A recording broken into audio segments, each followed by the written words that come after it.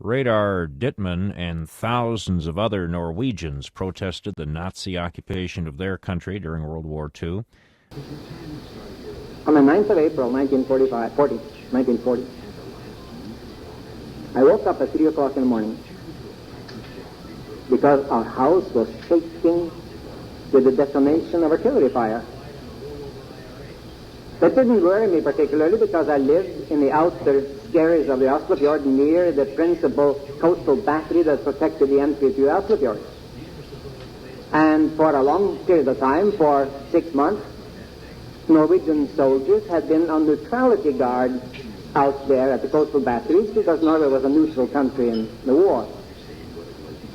And they maneuvered, they fired their guns off and on nearly every day. But I remember saying to myself, this particular night or morning, I wish that they would confine their maneuvers to the daytime and not wake us up. But this kept on and on and became more and more intense. And I went out on the balcony of our house and looked toward the fjord and could see this inferno of flames and detonation. And it looked like nothing I had seen before. And into this noise of the artillery fire came another awesome sound that I had never heard. It was the sound of exceedingly heavy aircraft that was kind of lumbering overhead. And knowing that the Royal Norwegian Air Force consisted of 7 planes, of which 5 could fly, I knew that this had nothing to do with Norwegian air power. And I went downstairs and turned on the radio, and in a little while heard a very sober voice say, "Please stand by for an important announcement."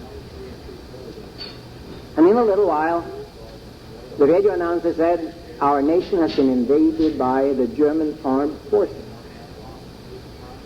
We don't know what to do, but we know that they have invaded us by sea, land, and air."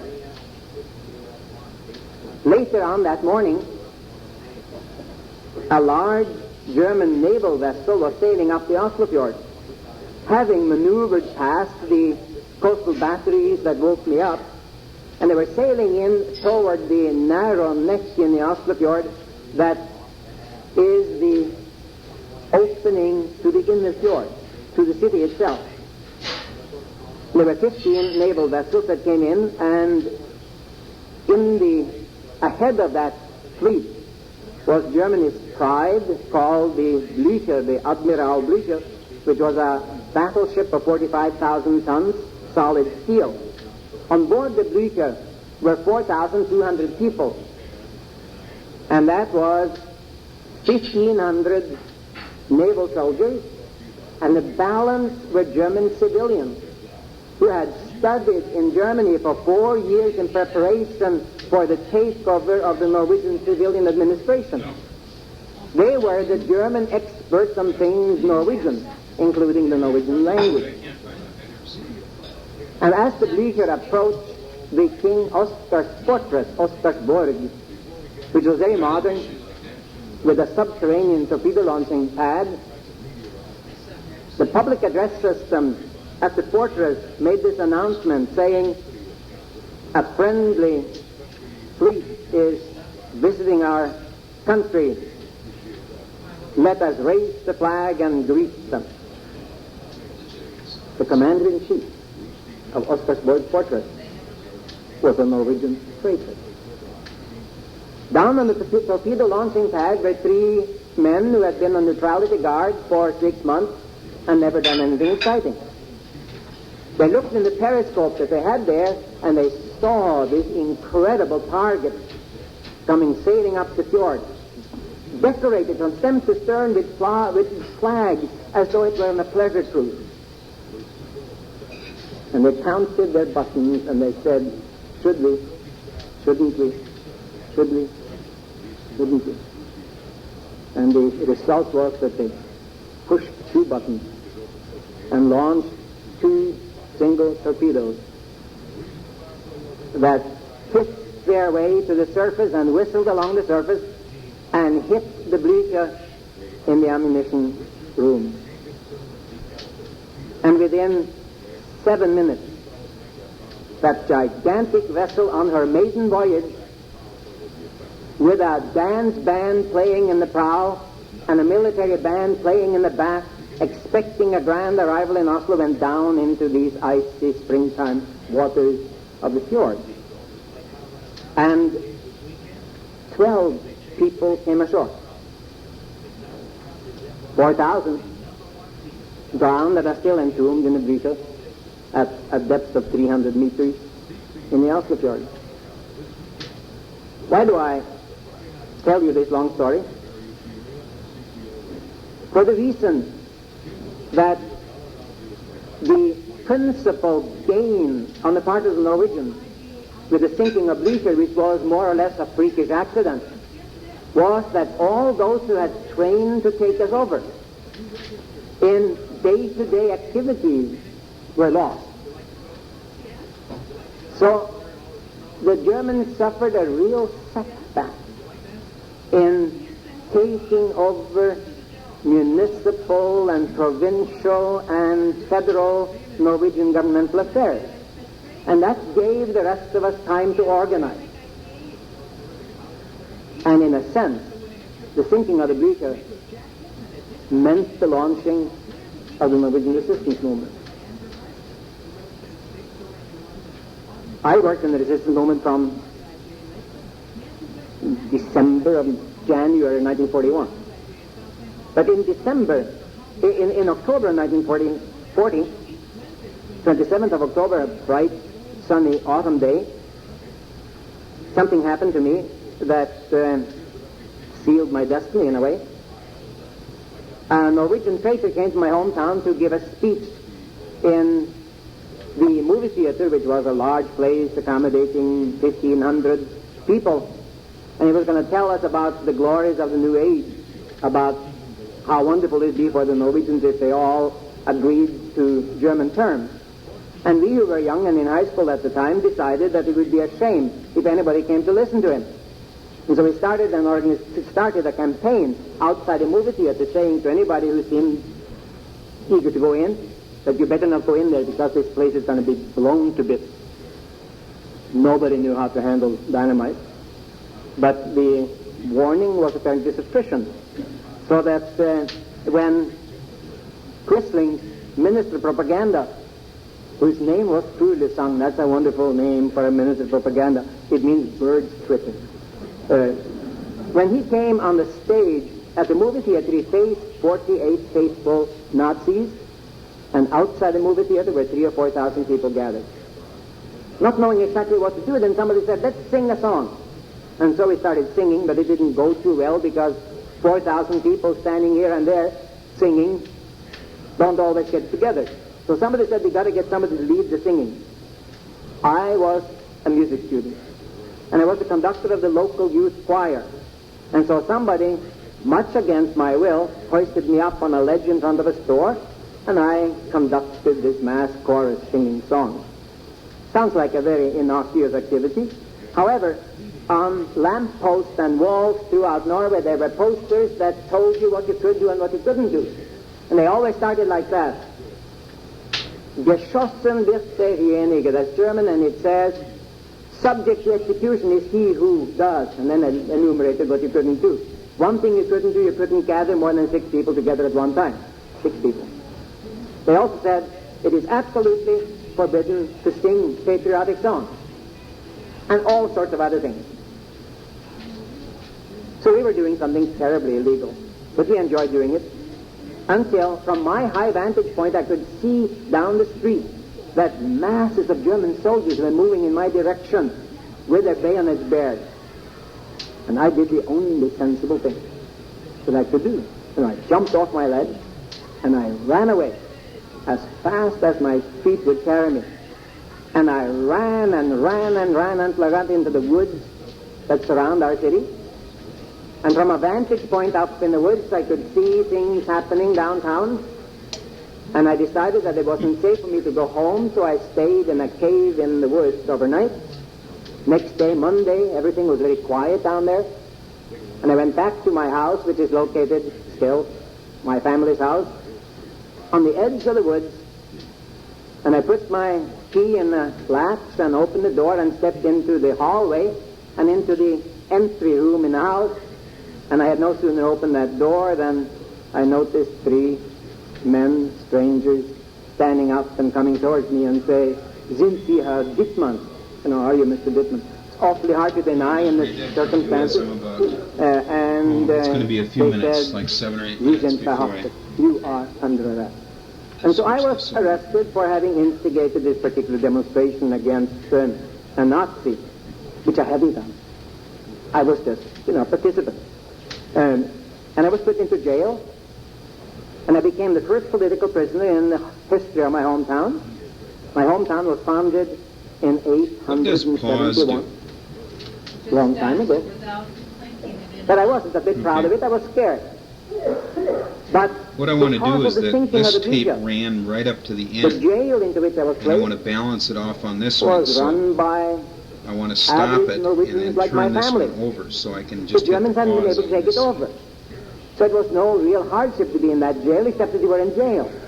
And you didn't know what was going to happen the next day because the Germans might take over. After 3 weeks, I was put before a judge. And the judge was a very patriotic Norwegian. My father was with me because I was underage. And the judge looked at me sadly and he said, "I got to give you a sentence because if I don't do it, the Germans are going to take you. So let's do something. Let's find out some paragraphs you can be judged for." So he chose 380C in the Norwegian Penal Code. I don't have to quote. You know what 380C is in the Penal Code, don't you? It says public nuisance. So my first patriotic deed was to be a public nuisance. I was sentenced to 3 What is months this in volume jail, button down here for? but I was let off with good behavior, and I was sprung on the 5th of January 1941. Well, In you the can time turn I the had been in speakers off jail, up there. I had decided that was a sad sort of thing to be, a jailbird. So I decided I was going to retire from politics, and I got out. However, somehow word had spread that I was going to get out on the 5th of January. The jail was located right near the main marketplace in town. How do I And as I kick stepped it out back on in the again steps, after I hit pause? there were some 4,000 or 5,000 people out there waiting for me to get out. And they carried me on their shoulder through the city, and we were nearly all arrested once more. I had never done anything worthwhile before, at least in the public eye. I had never been a particularly good athlete. I had never been a good soccer player. I was number 7.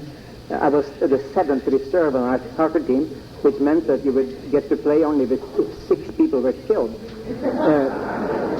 So the chances were not very great. I was a swimmer, and I always got in last.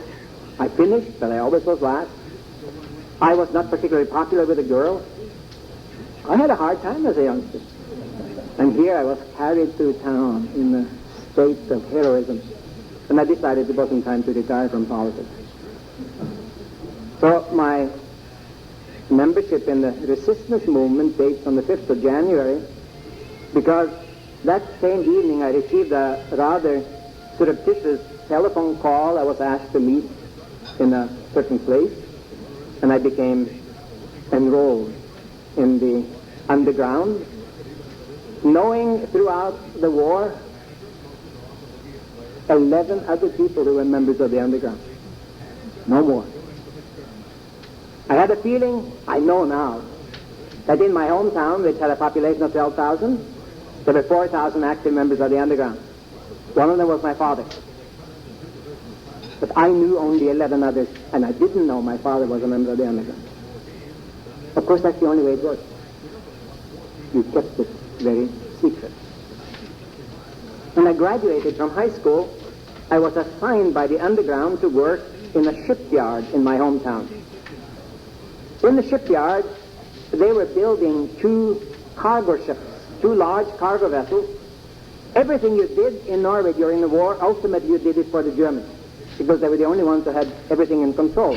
So the 2 ships that we were building for the Germans. Now, when I was assigned to the shipyard as a clerk, I was assigned by the underground, and my job was to see to it that those 2 ships were never finished.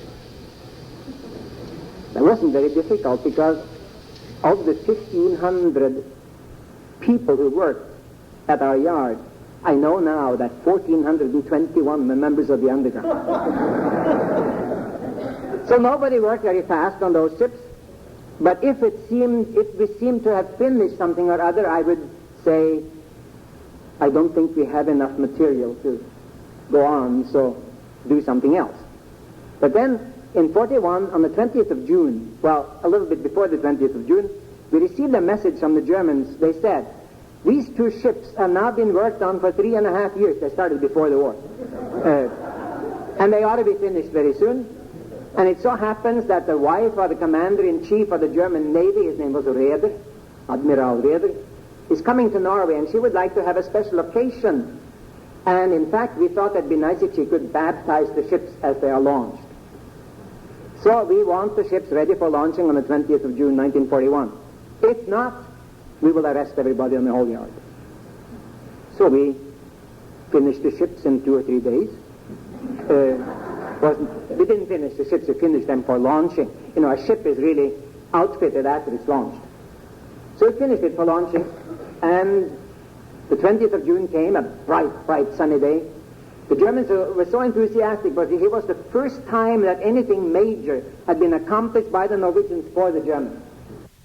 And the German naval band from Oslo came down to play wonderful, rousing marches.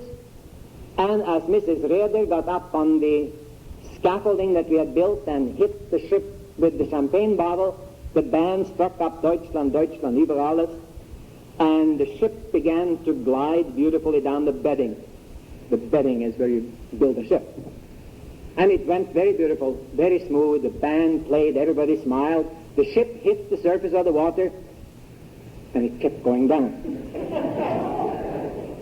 And you should hear the change of tone, like the band sort of stopped playing.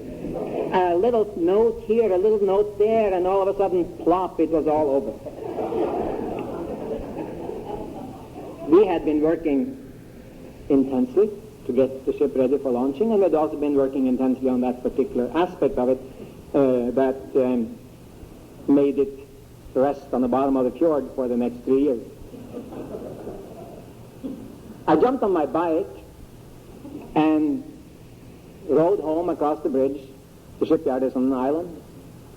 Rode up to my house at the edge of the wood and put my key in the latch and walked into the hallway and into that next room, and lo and behold, there were those 3 German guys again. This time they didn't say, "Are you Mr. Dittman?" They said, "Sie sind nochmal verhaftet und diesmal ist es endlich," which is to say, you are once more under arrest, and this time, because I'm standing here, 100 years later telling you about it. But those of you who are my age or older, try to think back on 1941 in World War II. The Germans were winning on all the fronts. It seemed to be just a matter of time, and they had taken control of the entire Western world. So life imprisonment meant to me exactly that. A young man getting ready to take his university entrance exams. He and hundreds of others were in an auditorium ready to take the oral and written tests. Dittman had neglected his studies to protest the German occupation, and he told Minnesota Public Radio's Dan Olson he knew there was a good chance he'd fail the test. And I was going to say, "Gentlemen, I believe I will try to take this examination next year." And I said, "Gentlemen, and at that moment, everything had been focused on me, from the audience and everybody waiting for what I was going to say. But everything shifted, because into the auditorium from the back and from the side and in the entry area streamed German soldiers with their bayonets bared. And an officer jumped up in front of me on the stage and he shouted out, "Sie sind alle verhaftet, everybody's under arrest." And so I found myself in the strange position of being saved by the Germans from failing my exam. And I knew perfectly well that this third arrest would lead to nothing good on my part. And so the Germans had decided that on the 27th of November, at 11 o'clock in the morning, They were going to surround the university and apprehend everybody on the premises in the hope, in this net sweeping of picking out important underground people. I suppose that they were right in this assumption. They arrested 4,500 people, and we were all shipped to an assembly camp in South Norway, where all of us, again, were subjected to interrogation. And you can imagine my coming in there, they already had a file on me, that I had very little chance. But in the course of 3 weeks until Christmas, they sifted these people out, and a great many were released, and a great many were transferred to camps in Norway. And then ultimately we were 348 left. And on Christmas Eve of that year, we were told that we were to be shipped to Germany. And came to Oslo and boarded the prisoner transport ship the Danube and sailed through the Skagerrak and the Kattegat to Stettin in North Germany, put into boxcars and were transported farther down into a rather devastated Germany. And in the dark of the night on New Year's Eve, we arrived in this place that nobody had ever heard about. And to the sound of the baying of dogs and the roaring of guards, we were hustled out of the boxcars and moved forward. And beacons, spotlights were playing on us. And in the light of the spotlights, I could see the gateway to what I assumed was a camp. And above the gateway, emblazoned in brass letters, was the motto of the camp. And it said, Recht oder Unrecht, mein Vaterland. Right or wrong, my country.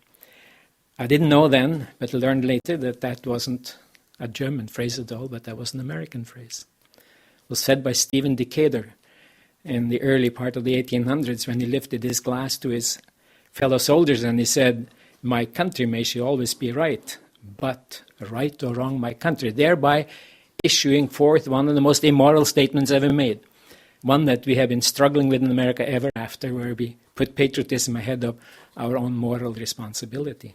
And the Germans found it such a beautiful sentiment that it perfectly suited the establishment of a concentration camp. Was there widespread knowledge, do you think, in Norway, even across Europe for that matter, of the existence of the death camps? Of the death camps, initially, no. Of concentration camp, yes. And of the fatal result of being incarcerated in the concentration camp. When my parents learned about 3 weeks afterwards that I had been transported to an unnamed camp, they did not think they were going to see me again. And in my camp, which was Buchenwald, from 800 to 2,000 people died every day. And it would have been sheer arrogance to believe that you would not be one of them. So we decided that we were going to die there. Once having decided that, we tried to live one day at a time. What was life like, one day at a time? It may sound almost callous to say it, but I suppose that life from one day to the next was extremely boring. There was no way that there were 40,000 in my camp. I was number 32,232. And there was no way that they could put all of us to meaningful labor. There were some who worked in a munitions factory. There were others who were sent to mines. We, as Norwegians, pure Germanic material, were not sent to those bad spots, and we were blessed with having our own barrack. It's very difficult to convey what that would mean, but in Buchenwald we were 16 different nations represented. An individual who would come from Bulgaria may be put into a camp, into a barrack with nobody who spoke his language. It would be terribly hard. We were surrounded by our own people, could speak our own language. We could take care of each other in whatever way was possible. And I'm sure that part of our minimal death rate, out of the 349, 28 died. They were young people, 18 to 22 years old. But that was a low rate. A Polish prisoner had a life expectancy of 3 weeks. A Russian, about the same. And of course, the Jews had no life expectancy. Jews came to camp to be annihilated. That was it. They never entered the register of the camp. And I, of course, witnessed that sort of thing. This is what those of us who live outside that time and can only look back on it, I suppose, cannot comprehend. It becomes very abstract, I think. And I can understand that, because even having witnessed this from one day to the next, when I now have the distance of time and history and geography before me, it becomes somewhat abstract to me as well. And you asked me at the outset if I would mind talking about it, and I don't mind talking about it because I think it's important to be talked about, and I can do it with authority without feeling deeply involved, although I was involved. I was ultimately, after a lot of interrogation, deported to the concentration camp of Buchenwald in Germany. And your chairman said at the beginning we have a lengthy program, and we will try not to make it lengthy for my part, and maybe I've talked too long already. But I want to tell you a little bit about a German concentration camp, because you don't very often meet survivors. A vast number of Americans think that concentration camps were built to provide a transient place for the tragic Jewish population of Europe. It is true that the Jewish population, on transit to the gas chambers, occupied space in the concentration camp for anywhere from 1 day to 1 month. But the camps were really built to accommodate the recalcitrants, Germans and others, who didn't believe in the Nazi system. And the camps were already there when the Germans proposed their incredibly tragic ultimate solution to what they called the Jewish question. It wasn't a Jewish question, it was a German question. In concentration camps during World War II, in addition to the 6.5 million Jews who were killed, there were another 8 million other Europeans who lost their lives. When I came to Buchenwald, it was in the middle of the night. We were hustled out of railway boxcars into the arms of brutal guards, each one with a German shepherd dog at a leash, and there were roars of mocking and brutality. We were hustled toward a large medieval-type gate that led into the camp. And over the gate, as the spotlights were playing on us, I saw the motto of the camp, emblazoned in huge brass letters in an arch. It said, Recht oder Unrecht, mein Vaterland. Right or wrong, my country. I remember then, I thought that was a tremendously German expression. Here was the apology for the camp. We have this camp, but we have it only because of the fatherland. It was a devastating statement, and it was only years later that I learned that it wasn't German at all, but American. An American revolutionary hero named Stephen Decatur once lifted his glass to his fellow naval officers and he said, "My country, may she always be right, but right or wrong, my country," thereby eliminating the moral consideration in patriotism. It is as iniquitous a statement as anybody has ever made, meaning that anything you do on behalf of your country is perfectly okay. Saying that it might be better if it weren't so, that as long as it serves the country, it's all right. It's completely and utterly immoral. And it was so immoral that the Germans felt it was magnificent as the reason for the concentration camp.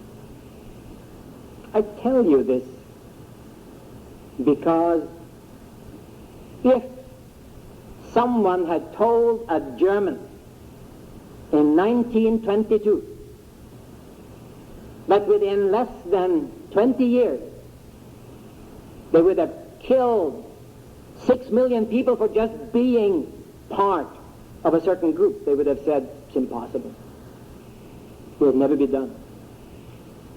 Yet this exceedingly well-educated nation in Europe committed that atrocity. Why? On behalf of the fatherland. When I entered Buchenwald, I was prisoner number 32,232. And when I left the camp, we had entered prisoners in the 272,000 category. Buchenwald was a small camp. We never had a population that exceeded 40,000. From 800 to 2,000 died every single day.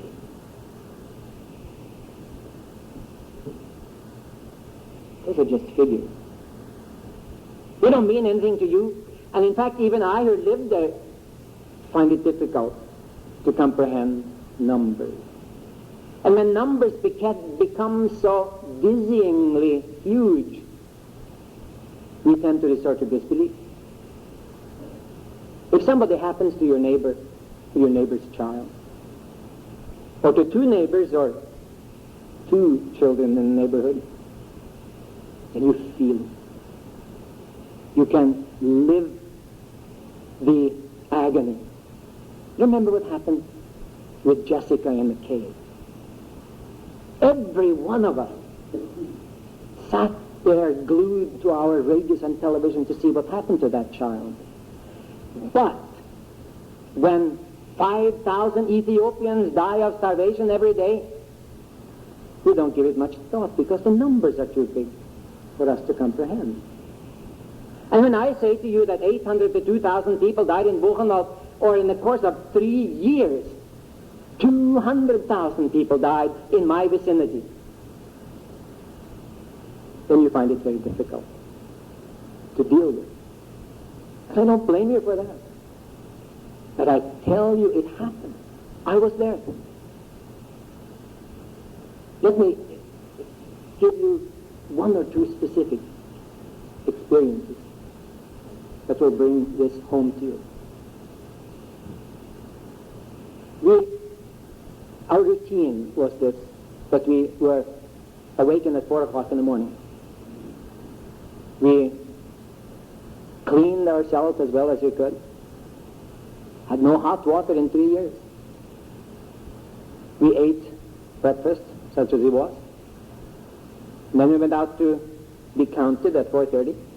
5 o'clock we went to work. From 12 to 1 we went back and had lunch. Very fancy word for what we had. And at 5 o'clock the day was over, we went back to our barracks. But the sleeping quarters did not open until 10 o'clock. And in the barrack that was built to accommodate 75 people, we were 350, each of our barracks. Throughout my stay in Buchenwald, I was continually dead tired. Didn't get enough sleep. I couldn't sit down. There wasn't room to sit down. I was never alone. Every once in a while I'd sit down on the ground and I'd go like this and close my eyes and try to seal out the rest of the world and to be by myself. It didn't work, of course. Which doesn't mean that in my 18 waking hours I went around with a long face. No. We had to cope with it. Although we knew that we were going to die, it took us 2 or 3 weeks in Buchenwald to know that one of these days, rather soon, we will be among the people who lie dying in the gutter. What do we die of? Not torture, but lack of care and lack of food, total lack of bodily resistance. One day, 20th of November 1944, I was a veteran in the camp by that time. I woke up in the morning, and after cleaning up and having had my one slice of bread, went out to be counted. And I could hear from the lower part of the camp, it was the transit part of the camp, the shuffling of massive clogs against the frozen gravel. We wore clogs and we wore striped suits. Those were our clothing. And this dull, gray sound increased in intensity as we noticed down the main avenue which went past our barrack the coming of masses of people. Always 5 abreast in Buchenwald. You always moved 5 abreast. And they were moving past us, and there were young people, people in the best years of their lives. There were the middle-aged, the elderly, and the very old. And into that gray shuffling sound came another awesome sound, the sound of the grinding of huge engines. They had brought into camp that morning 8 mobile gas chambers, which were just huge vans. And this group that was walking past us were Jews from Hungary, having arrived in the camp the night before. All the women had been sent elsewhere for the same treatment. These were the male members of Budapest's Hungarian Jewish population. Now, some were so young that they had not yet learned to walk and were carried on the arms of older people. And some were so old that they could no longer walk, but were more or less carried along by others. And they all knew that they were going to their deaths. Yet after weeks and weeks of deprivation, they had lost every sense of resistance. On this particular day, the 20th of November, the smoke bellowed forth so thickly from the crematory chimney that daylight never broke through. As though the world itself wanted to emphasize the depth of darkness that had taken a hold of the German people so that they would commit an atrocity of that magnitude. As for me, standing on the sideline, a victim myself, yet not Jewish, perhaps destined to survive because I belong to the superfine Nordic race, I felt profoundly guilty that people of my ethnic background had sunk to those levels. I promised myself that if I survived, I would make use of every opportunity I had as long as I had life and breath and share that experience with those willing to listen. That's what I'm doing now.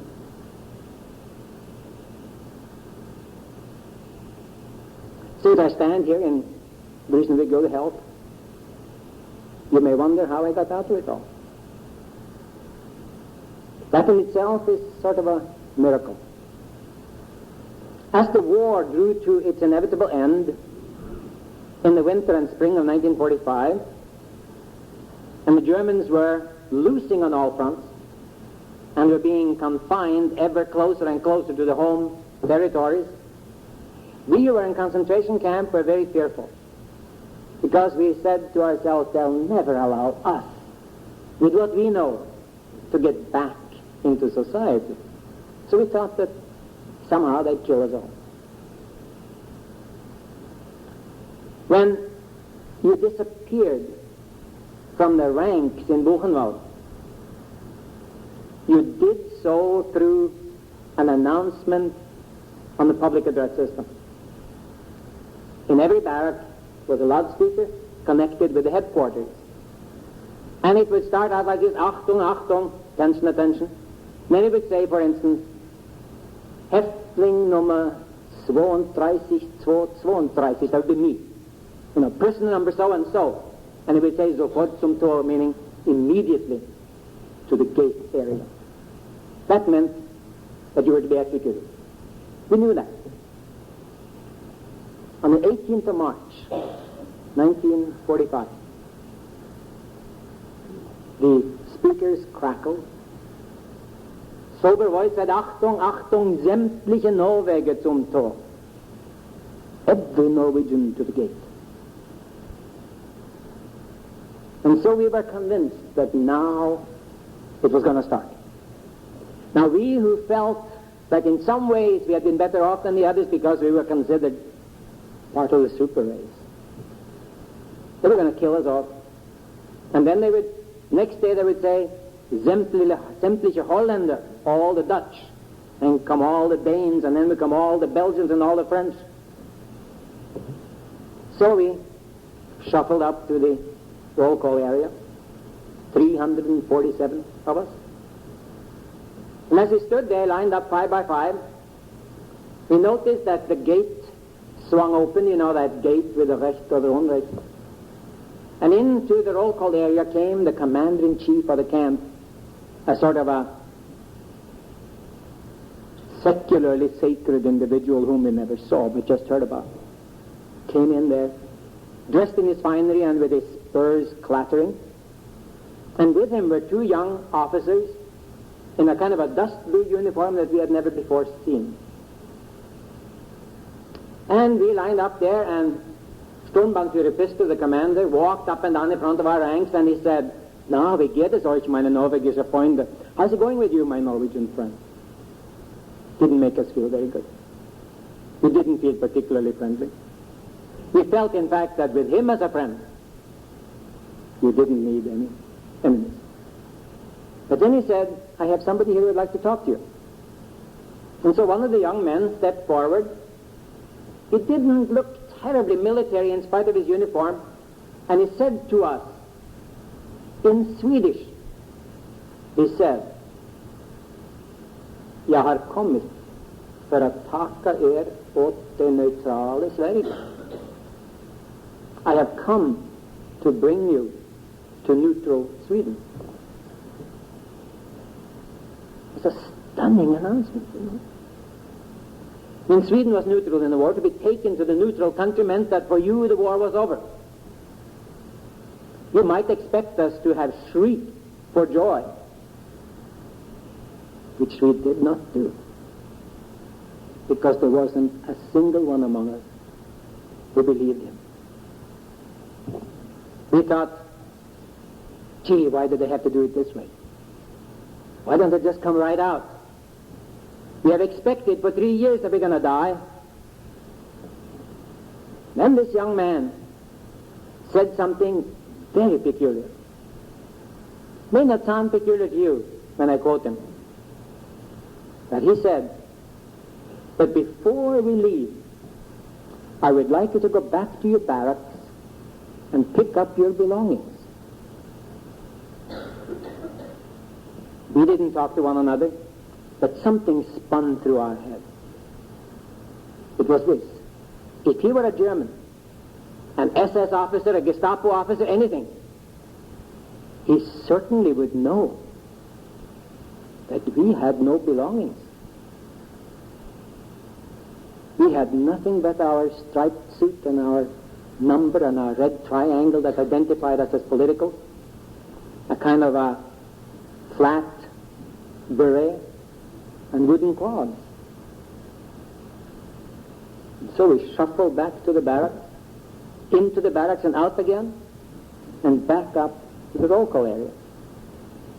And as we came to the roll call area, the commander was gone, and those 2 young men were loafing around, wondering perhaps what sort of place they were in the middle of the roll collier were the gallows. Immediately to the left was the black chimney of the crematory. And right behind them were the triple electric fence that held us back.